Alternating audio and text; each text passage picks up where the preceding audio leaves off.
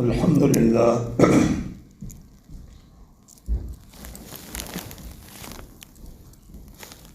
الحمد لله نحمده ونستعينه ونستغفره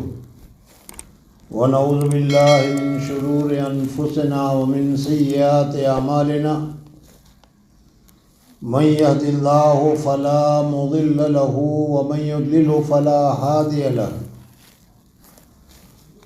ونشهد أن لا إله إلا الله وحده لا شريك له ونشهد أن محمدا عبده ورسوله أرسله بالحق بشيرا ونذيرا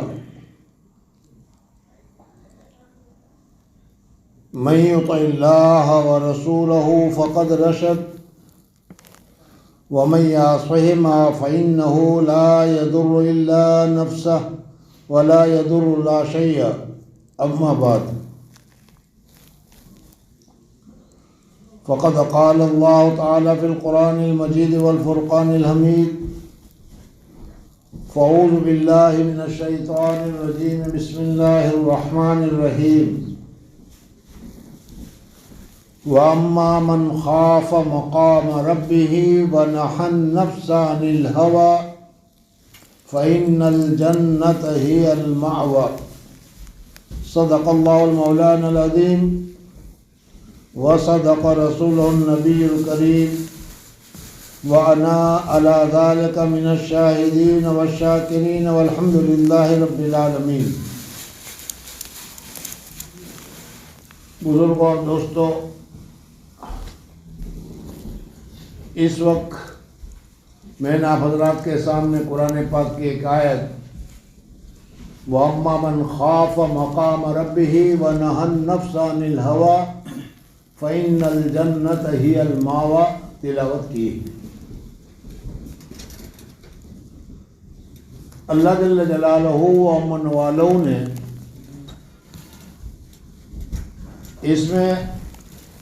ہمیں ایک راستہ بتایا ہے، ایک طریقہ بتایا ہے، ایک چیز بتائی ہے کہ اگر اس چیز کے اوپر ہم نے عمل کر لیا تو قرآن پاک کہتا ہے فَإِنَّ الْجَنَّةَ هِيَ الْمَأْوَى، بے شک جنت اسی کا ٹھکانہ ہے، اسی کی جگہ ہے. بزرگوں اور دوستوں، ہم جانتے ہیں کہ اس وقت جو ہماری یہ زندگی ہے اور ہماری جو یہ حالت ہے یہ ٹیمپروری ہے، عارضی ہے، اور بالکل اس کو ایسی طریقے سے سمجھ لیجئے کہ گویا کہ ویٹنگ روم میں ہیں اور ہم انتظار کر رہے ہیں کس وقت کس کا بلاوا آ جائے کچھ معلوم نہیں. اور اس کورونا کے زمانے میں تو ہم دیکھ رہے ہیں کہ جس کے متعلق ہم جانتے تھے، سمجھتے تھے کہ بہت دنوں تک ابھی رہیں گے، وہ بھی اس میں چل دیے. تو یہ ہماری دنیاوی زندگی جو ہے، یہ دنیاوی زندگی ہمارے لیے دارالعمل ہے، کام کرنے کی جگہ ہے، جنت کمانے کی جگہ ہے، اللہ کو راضی کرنے کی جگہ ہے، اللہ تبارک و تعالیٰ کی خوشنودی حاصل کرنے کی جگہ ہے. اللہ جل جلالہ و امن والوں نے قرآن پاک میں بھی فرمایا کہ دنیا میں یہ جو چیزیں ہم نے پیدا کر رکھی ہے، مکانات ہے، جائیداد ہے، جانور ہے، اور اسی طریقے سے کیا ہیں، کھیت ہے، اور اس کے علاوہ یہ بہت ساری چیزیں کہ جس کو آج مالداری سمجھا جاتا ہے، اچھی چیز سمجھا جاتا ہے، اور اونچی چیزیں سمجھ لوگ اس کی طرف متوجہ ہیں. یہ ساری کی ساری چیزیں اللہ تبارک و تعالیٰ نے آزمائش کے لیے رکھی ہے کہ کون سا میرا بندہ ایسا ہے کہ ان آزمائشوں میں اپنے آپ کو بچا کر اللہ کی رضامندی کو حاصل کرنے کی محنت کرتا ہے، اللہ کے رضامندی حاصل کرنے کی کوشش کرتا ہے. اور جو آدمی ان ساری چیزوں کو ضرورت کے مطابق استعمال کرتا ہے، مکان کی ضرورت ہے ضرورت کے مطابق، سواری کی ضرورت ہے ضرورت کے مطابق، مال کی ضرورت ہے ضرورت کے مطابق، اور اسی طریقے سے تمام چیزوں کو ضرورت کے مطابق استعمال کرتا ہے، یہ تو منع نہیں ہے، لیکن اس میں لگ کر آخرت کو بھول جانا، اس میں لگ کر اللہ کو بھول جانا، اس میں مشغول ہو کر اللہ کے احکامات کو پشے پشت ڈال دینا، یہ انسان کے لیے خرابی کا سبب ہے اور محرومی کا سبب ہے۔ بزرگوں اور دوستوں، اللہ تبارک و تعالیٰ نے ہمارے اندر ایک نفس رکھا ہوا ہے، اور نفس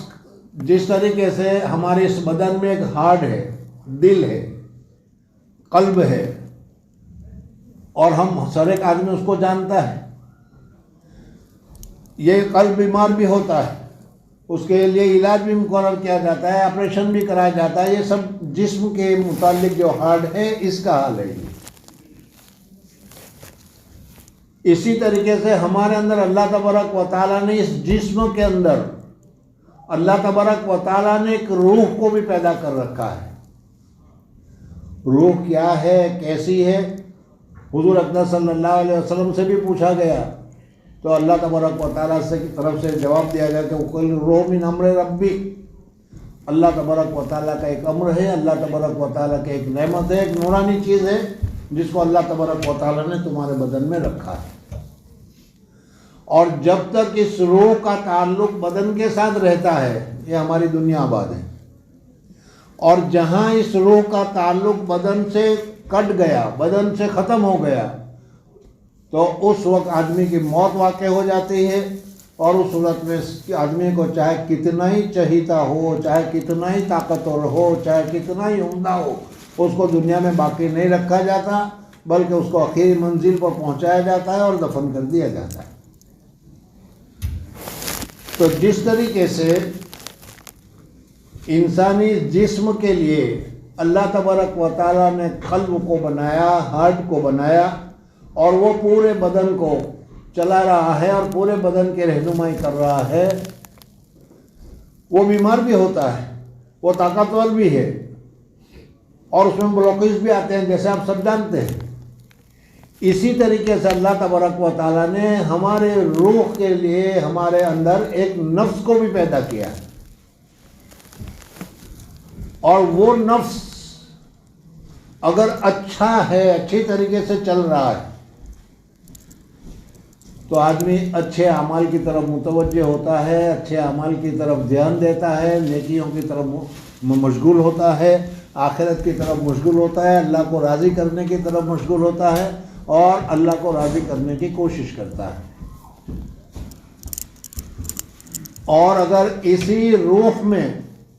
اور اسی روح کا جو قلب ہے، اس قلب جس کو ہم نفس کے ساتھ تعبیر کرتے ہیں، میرا نفس نہیں مانتا، میرا جی نہیں مانتا، میری سمجھ میں نہیں آتا، یہ سارے جو الفاظ ہم استعمال کرتے ہیں وہ اپنے نفس کے لیے کر رہے ہیں۔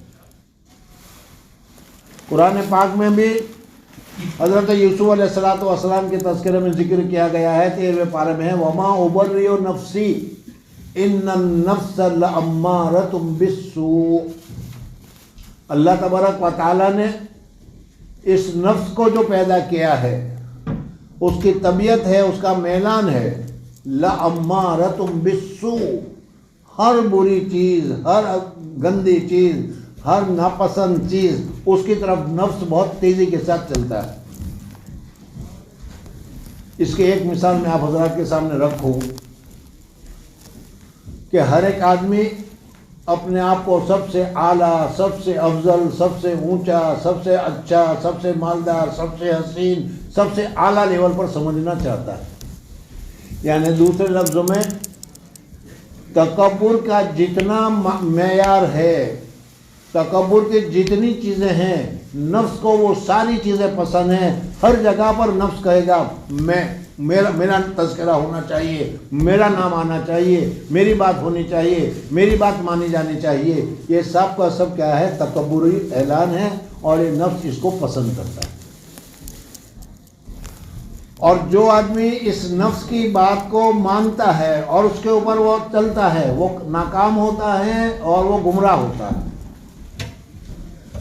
اللہ جل جلالہ و امن والوں نے انسان کو جو اشرف المخلوقات بنایا، تمام مخلوقات میں سب سے زیادہ اشرف،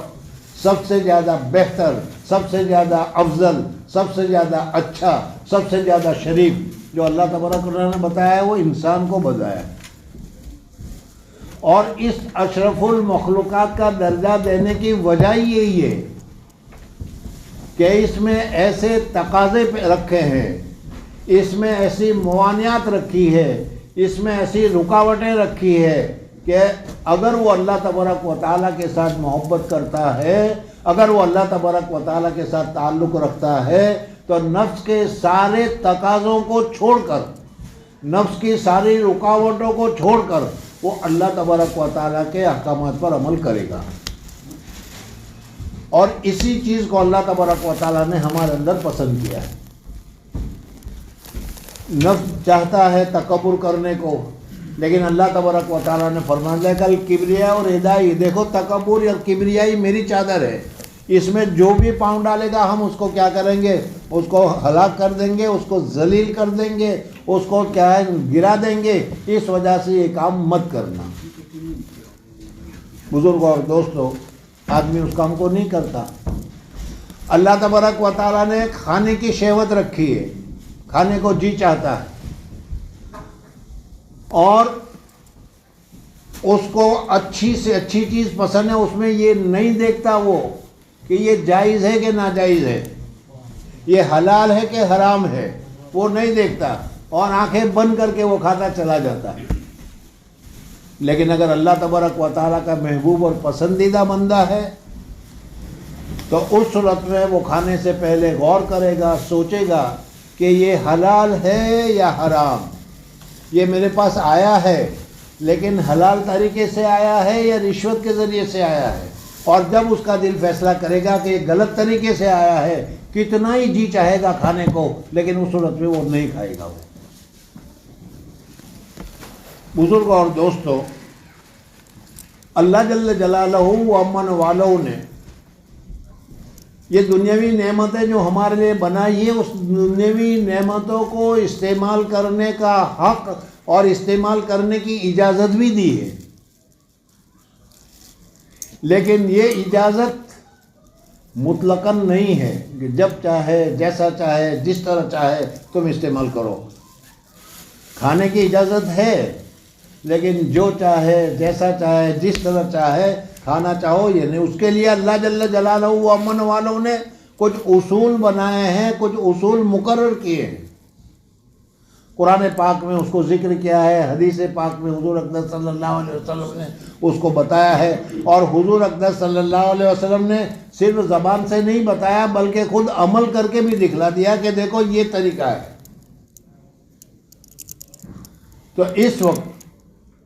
آج کی مجلس میں آپ حضرات کو اس قرآن پاک کی آیت کو یہ بتانا چاہتا ہوں کہ دیکھو کون آدمی ہے جو جنت کو نہیں چاہتا، ہر ایک آدمی جنت میں جانا چاہتا ہے۔ اللہ جل جلالہ و امن والوں نے جو عذاب اور جو جہنم بنا رکھی ہے، اور جہنم کی جو صفتیں قرآن اور حدیث میں بتائی گئی ہے، حضور اقدس صلی اللہ علیہ وسلم نے اپنی آنکھ مبارک سے دیکھا ہے اور ہم کو بتایا ہے،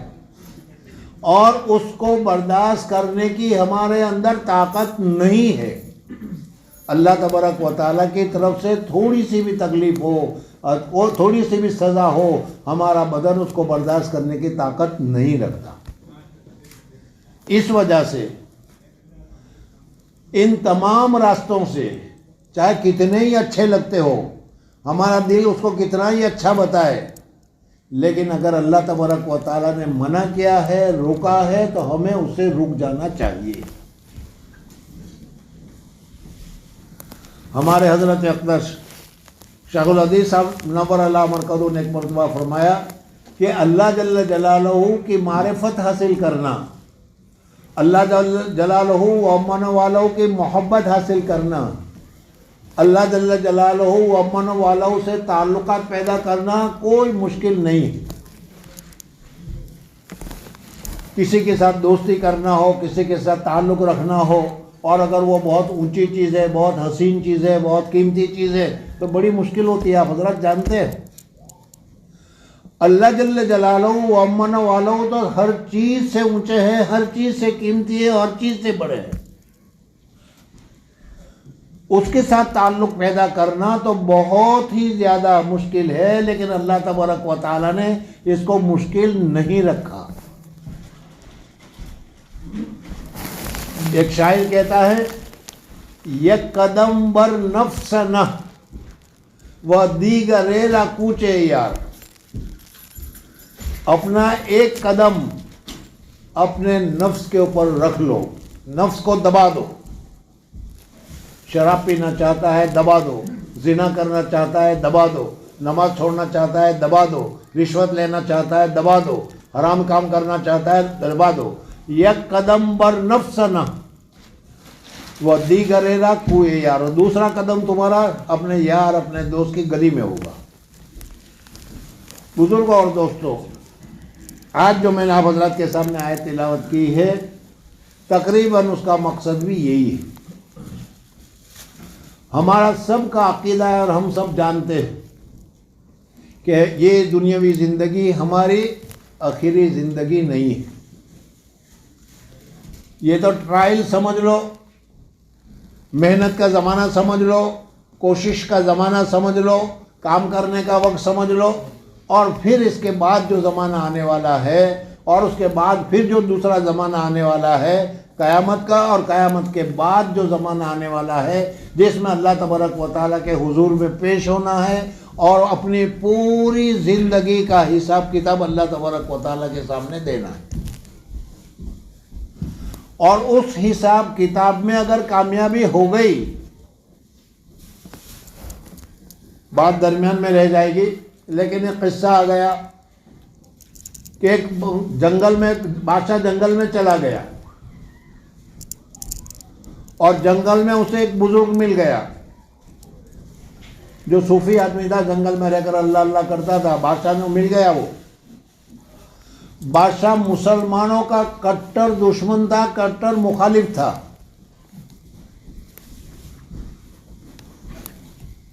اس نے اس آدمی سے پوچھا کہ میں تجھے ایک سوال کرنا چاہتا ہوں، سوال کا جواب دو. اس آدمی نے، جو اصل میں بزرگ تھا، اس آدمی نے کہا کہ پوچھو. بادشاہ کے پاس کتا تھا اپنا. اس نے کہا بتاؤ تو اچھا ہے یا یہ کتا اچھا ہے؟ بزرگوں اور دوستوں، تھوڑی دیر کے لیے اس قصے کو چھوڑ دو. اگر ہمیں کوئی ایسا پوچھ دے تو ہمیں تو غصہ آ جائے گا،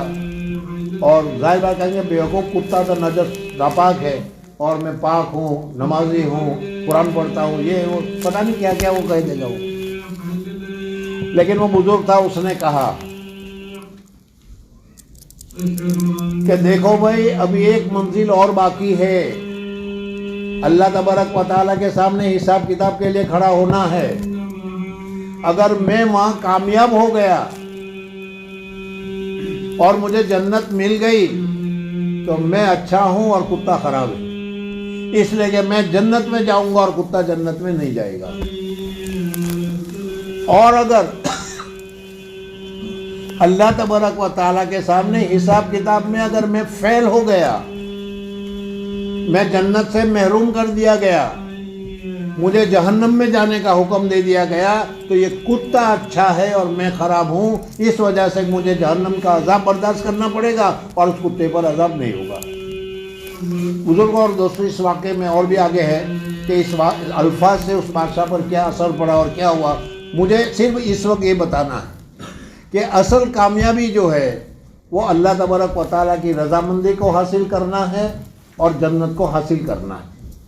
اور اسی کے لیے یہ ساری کتابیں، اسی کے لیے رسول، اسی کے لیے علماء، اسی کے لیے مشائخ، اور اسی کے لیے ساری تحریکیں چل رہی ہیں کہ آدمی اللہ تبارک و تعالیٰ کا پسندیدہ آدمی ہے، اشرف المخلوقات ہے. اشرف اور اچھے اعمال کو چھوڑ کر ارزل کی طرف متوجہ ہو گیا ہے، دنیا کی طرف متوجہ ہو گیا ہے، مال کی طرف متوجہ ہو گیا ہے، قرآن کو اس نے چھوڑا ہے، حدیث کو اس نے چھوڑی ہے، رسول کو اس نے چھوڑا ہے، اپنے نفس کے تقاضے پر عمل کرنا شروع کر دیا ہے، اس طریقے کو ہمیں بدلنا چاہیے۔ ہارون رشید کا نام تو آپ حضرات نے سنا ہوگا، اذان بھی ہو گئی، لیکن کیا بات پوری ہو جائے، بات اللہ کرے سمجھ میں آ جائے۔ ہارون رشید اور اس کی بیوی زلیخا اس کا نام ہے۔ حدیث پاک میں ہارون رشید کا زمانہ اور یہ پوری تفصیل بہت تفصیل کے ساتھ یہ اچھا بادشاہ شمار کیا جاتا ہے۔ امام ابو حنیفہ، امام محمد رحمۃ اللہ تعالی علیہ کا زمانہ ہے۔ بزرگوں اور دوستوں، میاں بیوی کے تعلقات ہوتے ہی ہیں ایسے، چاہے بادشاہ ہو چاہے کوئی بھی ہو، دونوں کے درمیان میں ایک مرتبہ کوئی گڑبڑ ہو گئی اور بادشاہ نے اسے کہہ دیا کہ اگر تو جنتی نہیں ہے تو تجھے طلاق۔ ہارون رشید نے کہہ دیا، جو جذبے میں آ کر، جوش میں آ کر ہو گئی یہ بات۔ اب پریشانی ہو گئی کہ اب اس وقت اس کو تو زندہ ہے، حیات ہے ابھی تو کسی کے متعلق جنتی جہنمی کا فیصلہ کیسے کیا جائے گا؟ میں نے ابھی بتایا کہ اس زمانے میں حضرت امام ابو یوسف رحمۃ اللہ تعالیٰ علیہ، حضرت امام محمد رحمۃ اللہ تعالیٰ علیہ کا دور تھا، امام ابو حنیفہ رحمۃ اللہ علیہ کا دور تھا۔ پوچھا گیا کہ حضرت اب اس صورت میں طلاق واقع ہوئی یا نہیں؟